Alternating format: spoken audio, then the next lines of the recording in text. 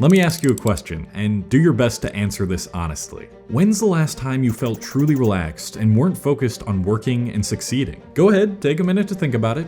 If you're anything like me and you have ever more ambitious goals that you want to accomplish, you'll most likely be searching for the answer to that question for more than 30 seconds. And it may not seem like it yet, but if that question required more than a quick scan through your brain, you are soon to face the worst burnout of your life. From mid-2020 to the start of 2022, I was obsessed with self-improvement and had no life outside of work. With no girlfriend to pull me away from my goals, and my YouTube channel starting to give me a little taste of what it was actually like to make money off of my videos, I was ready to plow full steam ahead, no matter how hard I had to push myself. Days blended into nights, and nights blended into days. And the only time I would take a break from the stressful job of cutting up my timeline and searching through clips on my editing software was when I either made food or put more stress on my body by lifting weights. If a video was about 90% done by the end of the night, I would prioritize finishing the video and putting it out a day earlier over getting an extra couple hours of sleep and putting it out the next day. When my friends would invite me to an overnight camping trip, night out at the bars, or some other fun social event, I would ask myself, is this going to make me money or help fuel my progress with my work? And in doing so, my answer would default to no. But in those rare instances which I did agree to something, all I could think about when doing said thing was my work.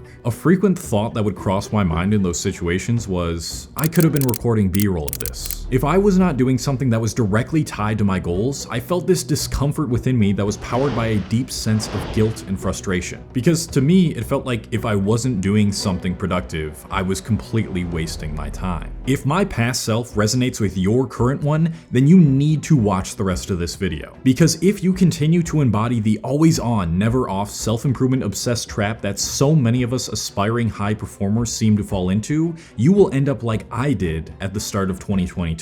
Which means you may experience the frequent panic attacks, anxiety, insomnia, and groin pain that took me months to alleviate when all I could think about was money and success. But after reaching my lowest mental and physical point at the start of 2022 and experimenting with my routine and mindset, I can now give you the antidote you need so you never have to experience what I experienced. To start to tackle this problem, we first need to address the root of it, and for most people, that's that guilt that I talked about earlier. That shame you feel from activities outside of self-improvement will ironically be your downfall that may stop you from ever achieving your desires. And this is not only because that guilt will lead you to overexert yourself and therefore lead to burnout, but also because you'll never acknowledge your progress and therefore never make any progress. So where does this guilt come from? Well, it can come from a variety of things. If your parents or teachers never acknowledged your progress as a child unless you lived up to their extremely high expectations, or never acknowledged your progress at all, then you were conditioned to believe that you must excel and succeed at all costs just to survive. Since that validation could only be achieved by providing some sort of value by working, anything that isn't related to your work makes you feel like you are deviating farther away from having value, and thus the guilt is created. This sort of mindset could have also been created later down the line in your life. Maybe when you got into the world of self-improvement and saw the positive results that could be produced by it, you started to form the belief that anything outside of self-improvement holds no meaning. This was only further reinforced by self-improvement YouTubers who tell you that you need to always stay one step ahead of everyone and get ahead of 99% of people, and that created the constant thought of, if I'm not always working, I will not achieve the same success as someone who always is. And while that is true to some extent, if your entire life is based around chasing the next big goal and comparing yourself to others, then a very obvious byproduct of that will be evaluating anything outside of your business and growth as a waste of time, which is completely false. It's such a delicate but difficult balance between striving towards your highest potential and enjoying things that aren't directly contributing to that, and it's something that I still struggle with till this day. But what has helped me so much with that is starting to associate the things that you think aren't helping your life, that are creating that guilt, with the improvement journey. There's a reason why I keep using this term directly, and it's because it is often the things that are producing your guilt right now that are indirectly tied to your goals that are actually the biggest contributors to you breaking through creative blocks, burnouts, or stagnation. But you just don't see that yet. There was once a time where, in the middle of my work, I suddenly felt this deep sense of unfulfillment. I started questioning what this was all for and whether I was really gonna make it to where I wanted to be, and why improving myself and achieving more really mattered if I was just gonna perish into oblivion one day. In response to these feelings, I decided to head over to this large natural pool pretty close to my apartment to take my mind off of things for a while. When I arrived at the entrance, the guy who was scanning everyone's tickets was reading a manga on his phone, and I decided to chat with him for a bit about anime and things related to it. And that immediately made my day feel a little more meaningful. I took some time to swim a few laps, letting my frustrations ooze out of my pores and into the large body of water, and when I went to sit down on my towel, I observed the faces of all the attendees. There were faces of resonance and joy that were intensified by the people they were spending time with. There were faces of total relaxation and contentment from the people who were either sitting up with their arms around their legs or completely flat on the ground. And there were faces of comfort, as if they knew that no matter what problems and fears lie outside this moment, it would all be fine in the end. And it was in this moment where I was peering into other people's unoptimized routines that I knew that what I was worrying about was a fabricated belief created by a closed-minded worldview. When you are completely engulfed in that self-improvement world, you start to forget what reality is actually like and how much more there is to gain outside of constantly looking towards a better future. It is almost always the case that life feels like it makes the most sense when I am around other people, because it is then that I can see how trivial worrying about not being productive every second of the day, not having it all figured out, and not forcing every ounce of growth out of me really is. And when I realized this, I realized that a very paradoxical thing had just happened. By taking time away from self-improvement, I had surprisingly improved because I wasn't trying to. And in the last place that I thought I'd find peace and meaning, I found it. Let go of the idea that every single second in your day needs to be related to productivity and see each thing outside of your improvement journey as an opportunity. Listen, dude, you are doing far better than you think you are right now, and even if you're making just a little bit of progress each week, that is enough.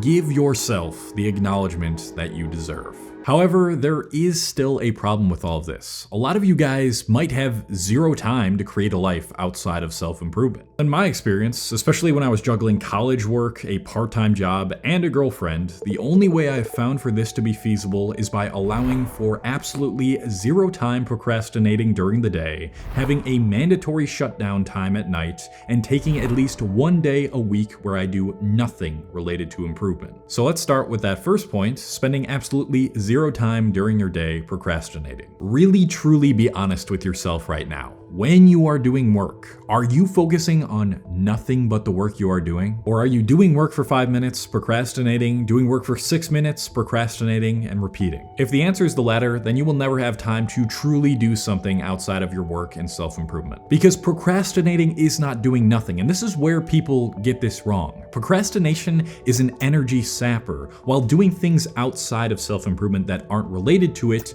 is an energy refueler. I know it might suck to a lot of you guys who hate having a very rigid schedule that is totally optimized, but if you're really struggling to find time outside of your obligations, then you need to optimize every single second of the day before you start doing nothing. And the only way, and trust me, I've tried a lot of self-improvement, productivity related things, that I've been able to do this is by time blocking my day the night before. So this is what I do. I use the app Sunsama, which has all the tools I need to organize my tasks and do them in a timely manner, and I'll type out everything I have to do the next day the night before I have to do it. I'll then add it to Sunsama's calendar, which is integrated with my Google Calendar, and allot a certain amount of time to do each task. Once I do that and I see that, I have made a commitment to myself that that time in my calendar is scheduled for doing work and nothing else. That means no phone, no YouTube, nothing. And when I'm doing the task, I will make sure I stay focused by pressing play on the task in Sunsama, which will track how much time it takes for me to finish the thing. If you don't do this with every task throughout your day, and you do not plan and measure your time and see where it's actually going, then you'll continue to lay down in your bed at the end of each day and be like,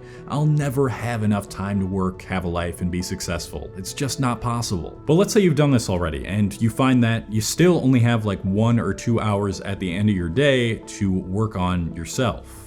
you can still improve. Forget the idea that you need to be working 8 hours a day and hustling every waking hour in order to pass everybody. All you really need is 1 to 2 hours of completely focused work a day, and you can even scale that back to 30 minutes if you really needed to, and you'd still eventually be miles ahead of most people. And in this way, as contradictory as it might sound, in order for you to be less productive or do things outside of self-improvement and have a life outside of self-improvement, you actually have to make yourself more productive. Now let's move on to the second point, which is having a mandatory shutdown time. Just about every single day, but ideally every single day, you must have a dedicated time in which you turn off your progress, growth, improvement brain and take at least 30 minutes to an hour before bed just to relax. But ideally, honestly, this would be closer to 2 or 3 hours if you can manage that. Again, this is why I use Sunsama and not other productivity apps, because it's designed for that work-life balance. On Sunsama, I can set a scheduled shutdown time every day where the app notifies me that it's time to stop working. Along with that, I can also set a workload threshold, which gives me the maximum amount of hours I can work in a day before Sunsama tells me, hey, you're probably gonna burn out and feel like shit if you work any longer, so it's time to shut down for the day. Without these features, I'm always susceptible to working until I feel satisfied with how much work I've done in a day, which is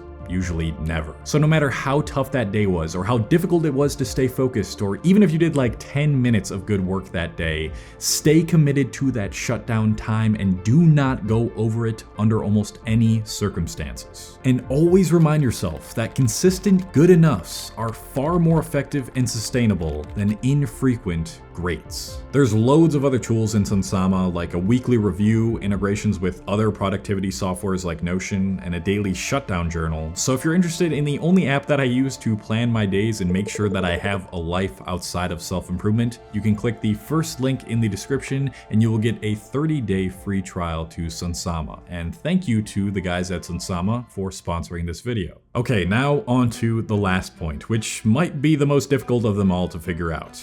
What the hell do you do with your time outside of self-improvement? For me, Sundays are usually my more relaxed days of the week where I greatly scale back my output of work. But the problem is, if I don't force myself to do something, like actually do something, I'll usually just tell myself, I might as well work and go on my computer, which won't allow me the proper recharge time. In order to combat this, a couple weeks ago, I did what I've been telling myself I've wanted to do forever, but finally mustered up the willpower to do. And that was that I was gonna go up to some random strangers at the park who were playing soccer and ask to play with them. Just at the thought of this, excuses quickly started to flood my mind, with the most prominent being, I probably won't find anybody playing and I'm just wasting my time when I could be doing something productive. But I knew that my soccer skills were something that I was passionate about that was unrelated to my work. So after some indecisiveness and doubt, I got in my car and made my way to the park.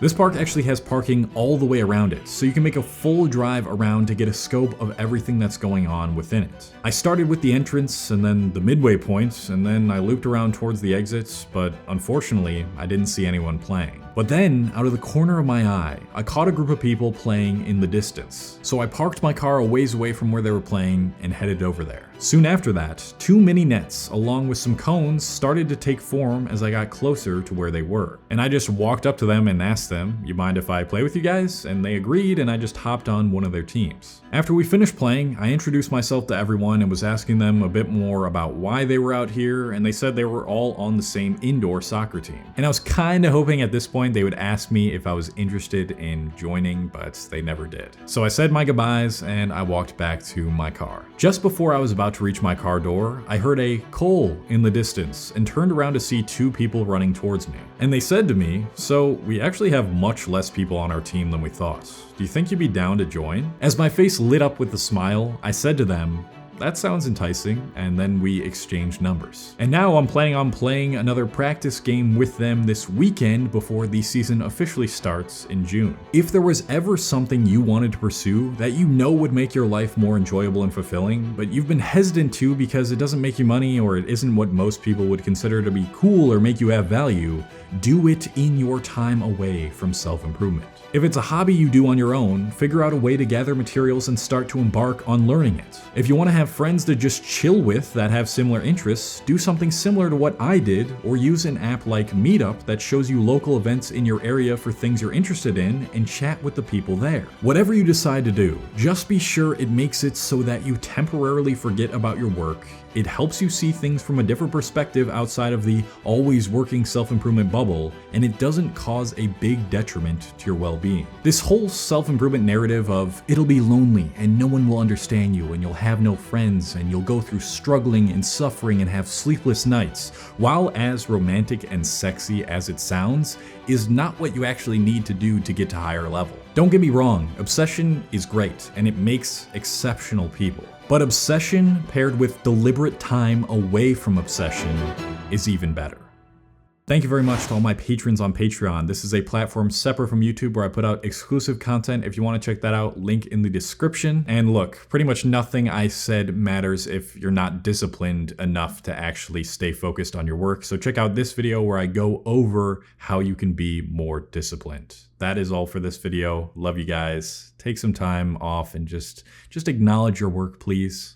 And I love you. Peace.